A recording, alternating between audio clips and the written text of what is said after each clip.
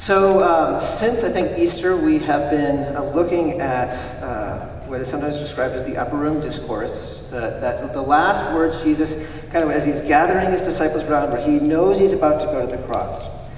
And just kind of as a confession, this series was actually supposed to finish on the first Sunday of June. I was planning to have John 17, our final series, finishing with a picnic, and then we would start the Psalms. But something happened, and that is John 17 just has way too much. The more that I spent time with this, the more that I've realized just how much there is in Jesus' prayer. We've been thinking about this last week and this week especially, that before Jesus went to his death, he thought of you and me, and he prayed for us, which is extraordinary. So as we kind of bring things to a conclusion this morning, I want us to look at just one more section from this extraordinary prayer. We're going to be looking especially at verses 20 to 23, when Jesus is turning his attention and he thinks about us and he prays for us. And I want to just kind of draw your attention from the very outset to an extraordinary statement that he makes in the middle, and hopefully you'll see where we're going with this over time. Verse 22, Jesus says, "The glory that you have given me, I have given to them." The glory that you have given to me, I have given to them. That first part, the glory you've given to me, where Jesus is taking us right back to the mysterious doctrine of the Trinity.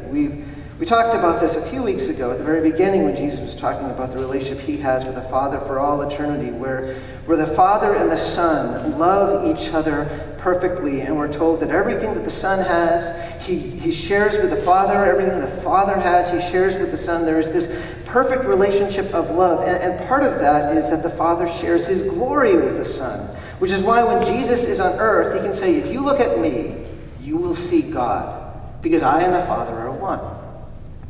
So Jesus is saying, "The glory that you have given me," and yet then he goes on to say, "The glory that you have given me, I have given to them."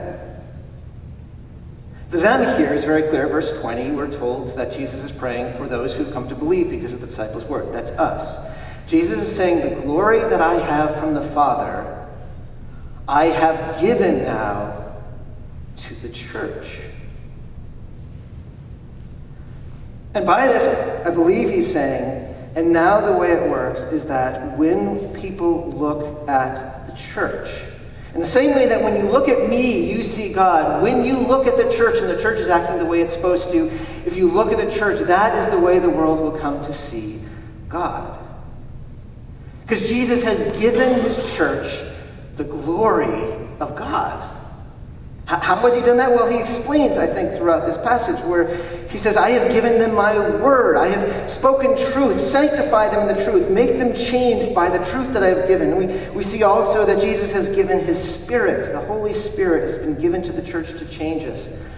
And so through the word of Jesus and the Spirit of Jesus, we now are able to hold forth to the world the one thing that it most deeply needs, and that is the knowledge of God.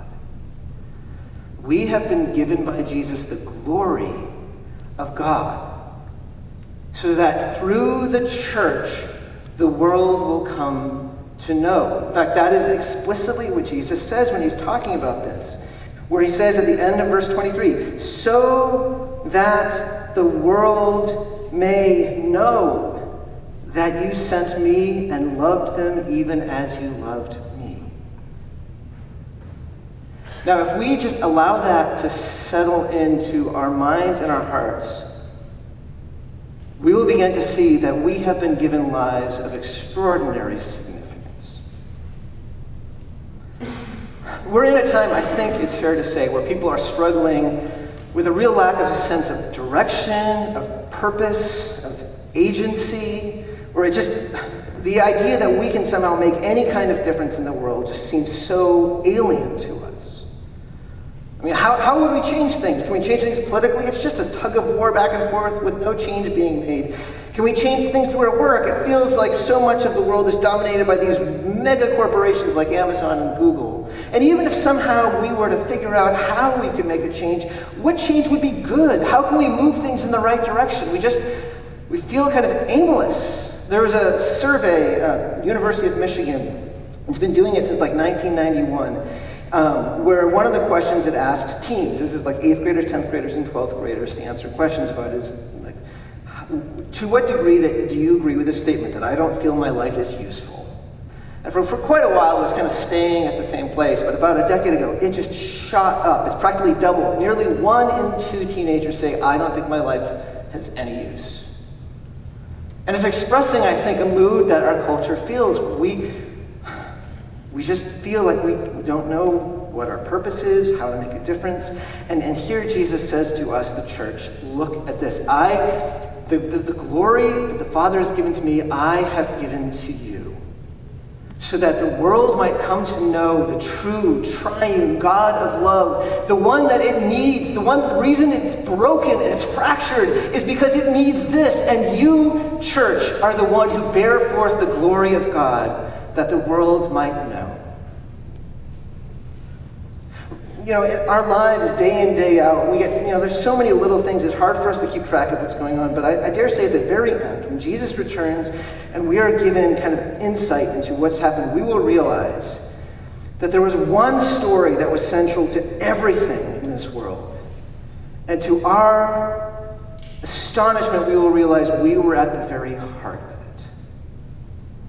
Because what God is doing is rescuing the world through Jesus, and he's rescuing the world through Jesus, through his church. Now that actually has the potential of changing so much about how we view the way, as God's church, as we are at work, in our jobs, as God's church, as we gather together in families. All of those things would be worth time that we can't spend on this morning. This morning, I simply want our attention to be kind of directed by what Jesus himself is saying. Because as Jesus talks about the glory that he has given the church, the glory of God that he has given the church that the world might believe, what he focuses on as central to this is the church being one. That we will enable the world to believe, that we will show forth the glory of God by our oneness. Let me just read with you again what Jennifer read so well a few minutes ago, verses 20 to 23. Jesus says, I do not ask for these only, that is, for his disciples, but also for those who will believe in me through their word. Again, that's any of us who identify as followers of Jesus. It's the church. And here's what he prays for us. That they may all be one, just as you, Father, are in me, and I in you, that they also may be in us. That's oneness. And what will happen through our oneness? So that the world may believe that you have sent me. Again, let's see what he says in verse 22. The glory you have given me, I have given to them, that they may be one, even as we are one, I in them and you in me, that they may become perfectly one. And again, what will happen through oneness? So that the world may know that you sent me and loved them even as you loved me. Jesus is clear here that the way that we show forth the glory of God somehow centers and has its foundation in us being one. And at this point, I wonder if there's at least a part of you that is kind of feeling a bit skeptical in this moment. I mean, to begin with, it's probably hard for us to imagine how the church could be the thing that people look at and say, I see God. When right now we're just so cognizant, so aware of the failures of the church and of how so many people are turning away from anything that even somewhat resembles organized religion because there's just so much discouragement. How can the church do this? But then to say, and it's going to happen when the church is one. I mean, that actually almost feels empirically, verifiably false. About 50 years ago in Australia, the Methodist denomination, all the congregational churches, and most of the Presbyterians all came together and became one new denomination called the Uniting Church. And I think when we hear Jesus praying, may they be one, that's the kind of thing that a lot of our minds go to, that is assuming some sort of kind of organizational coming together. But here's the thing. When the Uniting Church existed, came into being, it's not like we suddenly had thousands of Australians flooding into the churches asking, what must I do to be saved? We've seen this corporate merger. I mean, that's not persuasive, I think, to people. And that's also not when Jesus is saying, may they be one, the kind of oneness that he is talking about. Notice, again and again, we saw this first in verse 11, and then again 2 different times in the paragraph I just read. The oneness that Jesus is speaking about is a very specific kind of oneness. May we as a church be one in the very way that God himself is one. And I would suggest to you that that means at least 2 things. That means oneness in our faith in Jesus and oneness in the love of the Spirit. So there are, I suppose, different ways that one can experience unity, or a group can experience unity. There can be, you might say, the oneness or the unity of compromise. Like if you've ever been a group of like a lot of friends who are trying to figure out where to go to dinner together, usually when that happens, you just kind of find the place that no one hates, right? Like let's go to Chili's or something like that. It's when everyone can kind of agree on. That's the oneness of compromise.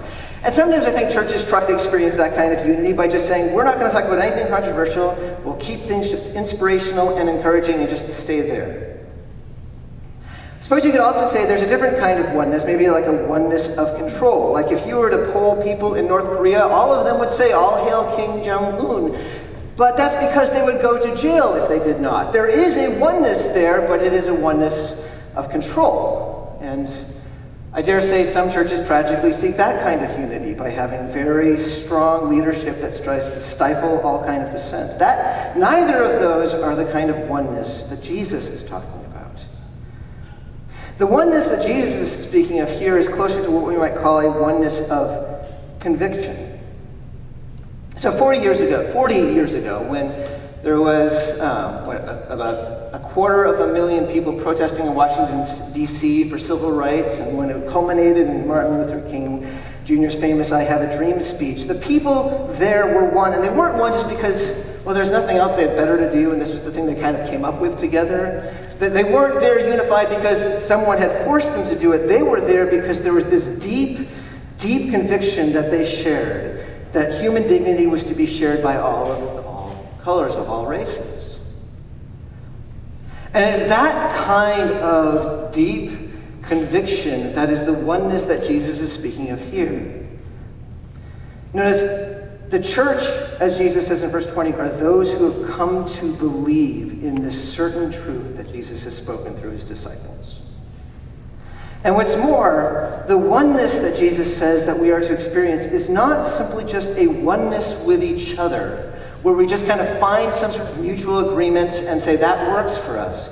Notice, Jesus actually says that they may be one just as you, Father, are me, I am you, that they may be in us.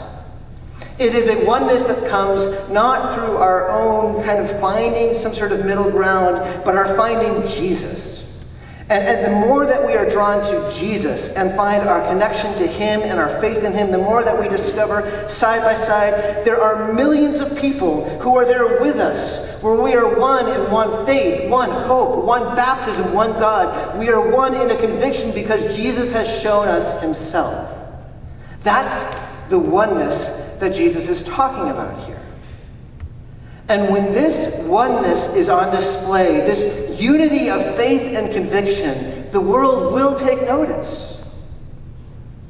Paul says something very similar when he's writing to the Philippian church. And if you know anything about the Philippian church, they were experiencing persecution. They were being attacked because they did not want to say Caesar was Lord, but Jesus was Lord. And so that meant they were feeling much resistance. And Paul says, even as you are being attacked, if you can stand firm in one faith, in the one spirit, with one mission for the gospel, this will be a sign to them. It will be evidence that something real is happening. Because here's the thing, that church, this kind of ragtag group of people in Philippi, they were this strange smattering of people. You had Roman soldiers, you had wealthy landowners, you had slaves, you had Jews. These were people who would never come together and never agree on anything. And yet here they were with one voice saying, Jesus is Lord.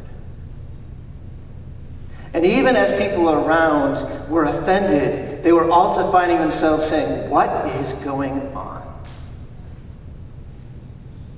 And I want to suggest that for those with eyes to see, that same miracle is continuing to take place in this world. That same kind of oneness in the church.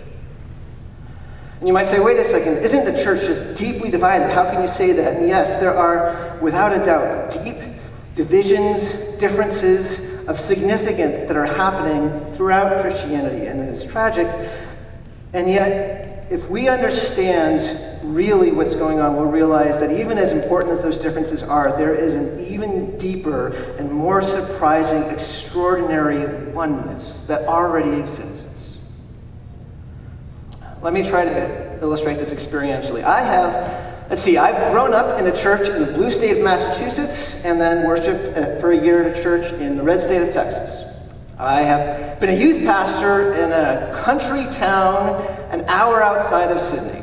And I was a youth pastor also at a church in the heart of the Silicon Valley. I have friends who are pastors in both Kenya and England, and Chile, and Switzerland. And we, as a church, have connections with Tokyo. We hear from Sema Aoki about the church planting he's doing there. We have people who have visited Haiti. Here's the thing that I wish I could convey to you, but maybe you already have some sense of for those of you who have visited Haiti, even as you sometimes experience the differences. And there are great differences, like what I've just described. We have differences politically. We have difference in language, racially, economically, all sorts of differences. But what's just extraordinary is that whenever you go from one church to another throughout the world, you find that beneath all of those differences, there is this deep, powerful unity. There's this deep, shared conviction that Jesus is King. That the Trinitarian God is at the center of the universe. Where else can you find that? Where we cannot seem to agree on just about anything, and yet when you span all of those things, there is this one voice shared by the church throughout the world. Jesus is Lord. He is our God. He has risen from the dead. That is a oneness that is a sign of something real going on. And I dare say the only reason it's not even more has more of an effect is because so often I think we mute that. You know, churches tend to want to emphasize their differences. We differentiate so we can say, here's why you'd want to visit our church. In a day and age that seems to be attracted to conflict, we end up emphasizing all of the ways that we disagree with each other. And I am not in any way, again, trying to diminish that there are some important things there. But I believe when Jesus is calling us to be one, he is calling us to center on what is central. What matters most to us and what unites us with the church throughout the world is that Jesus is King. That is what defines you and me.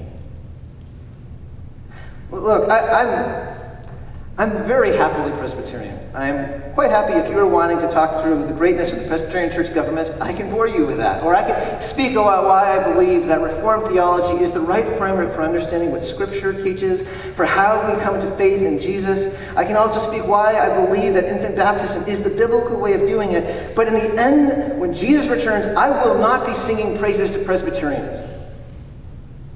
I mean, that's obvious. We will be singing praises to Jesus. That he is our King. And even now, that is what defines us. And the more that we make Jesus central to who we are, the more that we identify ourselves as one with churches throughout the world, throughout the centuries. There is a oneness that comes in our conviction, a oneness in the truth that is found in Jesus. So secondly, I think when Jesus is talking about this oneness, may they be one as you are in me and I am in you. There's also a oneness that we might describe as the love of the Spirit. Again, this language, verse 23, I and them, you and me. There's a lot of I and me, you and, like that happens throughout this prayer. We've talked about this before. Sometimes theologians will talk about the mutual indwelling of the Father and the Son by the power of the Spirit. That is, that there's such a sharing, such a love between the Father and the Son that it's like there's a oneness where both of them are in each other. So that everything that is true of the Father is given to the Son, everything that is true and given to the Son shares with the Father. There is this deep love, there is this deep oneness. And Jesus is praying, may they be one like that. May we have a oneness that reflects the very oneness that's found in the Trinity. Now, that mutual indwelling language is hard to get our minds around, isn't it? But I think we can kind of understand that a little bit. Do you know how sometimes certain people will kind of get under your skin? And I'm not talking about an irritation. I'm talking about a way that whatever they're feeling, you start feeling it inside of you. So what goes on with their life, you experience internally. They are somehow in you. That's what Jesus is praying for us. That by the same Spirit that is at work between the Father and the Son, the Spirit will be at work in me, so that more and more I don't live for myself, but I live in Christ for you. First for my family, of course, but for all of you. And similarly, the Spirit is at work in each of you, so that you are like that towards all of the rest of us. So that we are in each other. So that if one of us has been dealt with grief and heartbreak, we grieve together. Some of us literally sitting with the person, not speaking, just sitting in the grief with them, because we are in each other in love. And if one person does something that's just really extraordinary, everyone celebrates. If someone is in financial hardship, we come together and say, hey, what is mine is yours, and we share so that person can be provided for. If we have, and all of us do, have failings that annoy each other, there is a love of the Spirit that overlooks, that endures, that is patient, and at times when we are wrong, that is forgiving. This is the oneness that Jesus says will show forth the glory of God. If we are one in the way that Jesus and the Father are one. And you might ask, how does us being that way towards each other somehow show the world the glory of God? I think the answer is there is something unmistakably compelling about love when it is encountered. So a number of years ago, I attended a church where there was a middle-aged woman or so, a mom being baptized. Her story was that even though she had some kind of loose connections with the church early on in life, she just kind of walked away from it feeling like Christianity was kind of unimportant, irrelevant to her. And that was true for much of her adulthood until one of her kids actually started going to a youth group. And at first she was worried, I hope this isn't a cult, but it seems to be okay. But then one day, she received the phone call that you never want to get, that her child had been in an accident. And it wasn't clear how this child was going to turn out. It was a car accident that was just brutal. And over the next days and weeks, as this person thankfully improved and was able to get well, what struck her was not just the healing, but how there was this endless stream of kids from the youth group, and pastor from the youth group, and other parents of the kids who were there to visit her child, and she saw how they loved her child, and she asked herself, what is going on? And a year later, she was baptized as a follower of Christ. Now, there are two things about that story that stick out to me. One is, this is exactly what Jesus is talking about.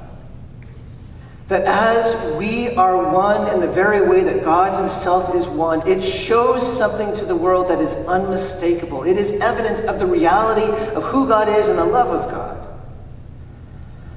But the other thing that sticks out to me, and this is probably by more way of application, is that only was able to take place because the people within this church not only were willing to love, but also had the space, the capacity to express that kind of love. Here's what I mean. I actually put myself in that situation. I'm like, if I were in that moment, would I be one of those ones who was just kind of coming and visiting? And a part of me is like, I hope I would, but would I be too busy? See, we know something about love, and that is that love never happens efficiently. Love never happens according to a schedule that fits with our schedule. And I wonder if at times we can allow our lives to be so full that people become to us interruptions. And what Jesus is telling us is that the Spirit is at work in us, binding each other to be one in love. And I would encourage you and me to think, what does it look like to cultivate that amongst us? Here's something I know about our church. Our church, I love bragging about our congregation when I talk about other people, because I feel like I can take no credit for us. There is so many ways, even within the last year, I have seen ways that our church actively cares for each other and loves each other and spends time for each other, because that's who we are. And that's the work of the Spirit. And we give thanks to God for that. But the other thing I know about not just this church, but this community, is that we are hyperly busy. Our lives are full, so there is nothing remaining. And let me encourage that if we are thinking about what it looks like for us to fulfill Jesus' calling here, to be one in the very way that God is one, we need to resist. We need to protect our time so that we can always prioritize each other, so that we can love the way that God calls us to, because love does not work if we hurry it. So you might notice, as we have been trying to reflect on Jesus' prayer for us, prayer for oneness, that I've been trying to kind of apply this to us in a couple of ways. Asking that as we think about the oneness we have in Jesus, that we make Jesus central, not our differences central. As we think of the oneness that we have through the Spirit, that we seek to leave space for love, that we can be a loving community. The reason that I'm doing that is because this is not just an on or off switch. There is this final part where he says, may they be perfectly one, in verse 23. And that word perfectly is got this idea of complete, of bringing about a final realization of complete fulfillment, which implies to me that when Jesus is praying for that, he is talking about a process, an ongoing work that he is doing where day after day, week after week, Jesus is praying that we would be knitted more and more together, more united in our conviction, more knit together in love. And as this takes place, the glory of God will be more and more visible to the rest of the world. I want to say this is what Jesus' vision is for this church. And it's not just his vision for this church, it is his prayer for this church, which means it is what God is doing among you and me right now. And I encourage us even now, as we are given this greater sense of our extraordinary calling, to respond to God in prayer, asking that God would continue to do this work in us, confessing where there are ways that we have resisted this work, and looking to God for help. Let's take a couple of minutes to respond in quiet prayer, and then I will lead us in prayer in a couple of minutes' time.